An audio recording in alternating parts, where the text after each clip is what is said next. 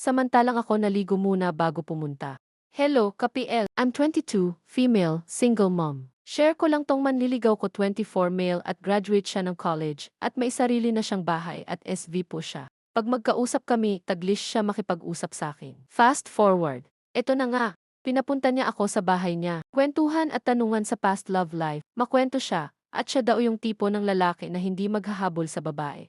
Pag ayaw sa kanya o kapag nakipag-break ang babae sa kanya, hinahayaan lang daw niya.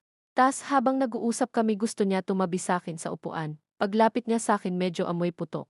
Hindi man lang naligo or nagpabango, alam naman niya na pupunta ako. Nakaka-turn off, samantalang ako naligo muna bago pumunta. I mean, di ba pag manliligaw ka dapat mag-aayos ka ng sarili mo, haha. Tapos puro alok lang ng kakain ka ba? Pag sinabi kong sige wala naman nilalabas na pagkain. Ang dami din niyang plano kung sakaling sagutin ko daw siya. Magli-live-in agad kami at kukuha na lang daw ng katulong para sa anak ko. Nahihiya naman akong sabihin sa kanya na mapera ka pala, bakit di ka man lang bumili ng pabango or deodoran.